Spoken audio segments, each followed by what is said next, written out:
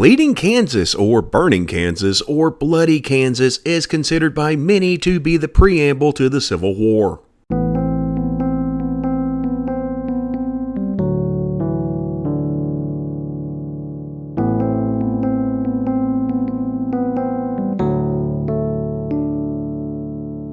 We're going to Kansas, not to be confused with the nearby pirate version, who in the mid-1850s was still a territory but was looking to become a state. The problem was that because of the Kansas-Nebraska Act of 1854, the people of Kansas had to vote and decide whether they would enter the Union as a free state or a slave state. This decision would also affect the country because the two senators that a new state would add would sway control of the Senate whichever way they went on slavery. In 1854, pro-slavery settlers, many from neighboring pro-slavery Missouri, known as border ruffians, flooded into Kansas, swaying elections. It didn't help that President Franklin Pierce put pro-slavery officials in power. It was bad enough that when the national government investigated voter fraud, they found that more fraudulent votes had been cast than legal ones. And in response to the influx of these border ruffians, free staters began to do the exact same thing, sending anti-slavery settlers from mostly New England to try and make Kansas a free state, mostly pushed by New England newspapers. The leader of these anti-slavery forces was John Brown, and yeah, we'll get back to him here in a minute. In 1855, elections were held to determine the legislature, and again the results were heavily pro-slavery and also rather fraudulent. When the territorial governor called for another election in many of the races, anti-slavery representatives were mostly voted in. However, the pro-slavery legislature overrode this special election, called it fraudulent, and seated the original winners anyway, also moving the capital closer to Missouri in the town of Lecompton. The Free Staters took this opportunity to create their own version of government, which they claimed was the true government in Topeka. Both governments passed constitutions, and just to give you an idea of how bad the fraud was here, an election was held on the pro-slavery Lecompton Constitution, which passed by a 6,226 to 569 margin. But when Congress called for a second election, it failed by a 11,812 to 1,926 margin. So yeah, there was a huge difference in the votes there. Anywho, the first violence was known as the Wakarusa War, which took place in Douglas County from November to December of 1855. It basically started because a free stater was killed by being shot in the back 9 times by a pro-slavery settler he had been feuding with, and the governor, who was pro-slavery, had the free stater friend of the dead man arrested for disturbing the peace rather than charge the actual killer. A group of free staters then freed their brethren while being transported to Lecompton, which angered the governor, who called in the state militia. Problem was, most of that state militia were pro-slavery ruffians from Missouri, so the people of Lawrence raised their own militia. Luckily, only 2 people died in this conflict before truce was made, but it did not last. On May 21st, 1856, the pro-slavery militia attacked the city of Lawrence, burning down the 2 newspapers, the Free State Hotel, which had been seen as a structure intentionally built as a way to protect the town and was seen as an act of sedition. Yeah, I kid you not. As well as several homes, and looted whatever they could take. This attack occurred because the sheriff had been run out of town when he tried to arrest several free staters. This attack led to a few incidents. On May 19th and 20th, the days before the attack on Lawrence, Massachusetts Senator Charles Sumner gave his anti-slavery crimes against Kansas speech before the Senate, and 2 days later, possibly emboldened by the Lawrence attack, Sumner was attacked and beaten with a cane on the Senate floor.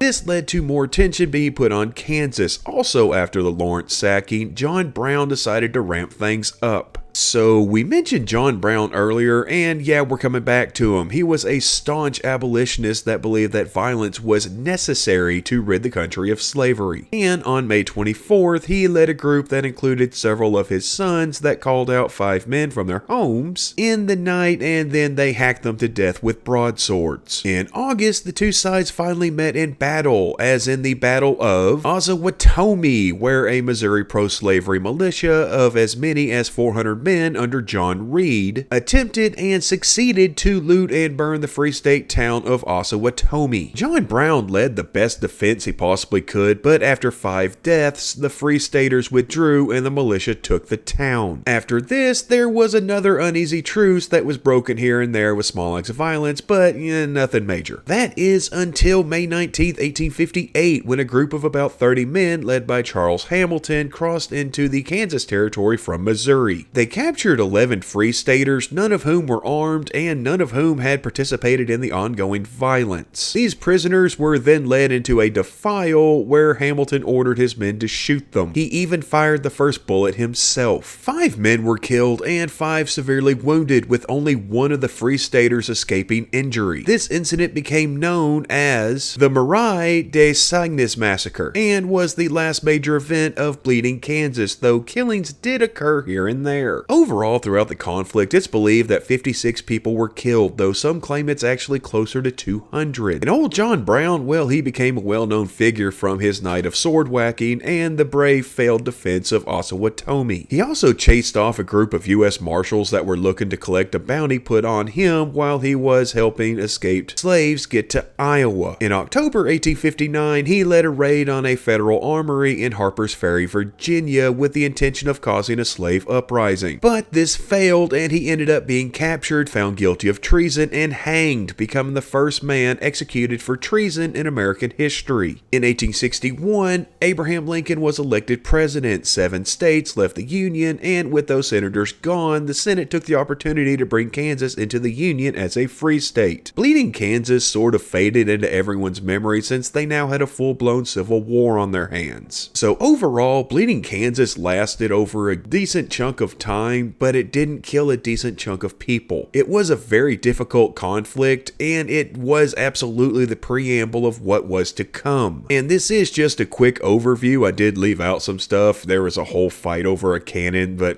whatever. What matters is eventually democracy ruled out. A man got beaten with a cane on the Senate floor. Let's not forget that. And we got John Brown out of it.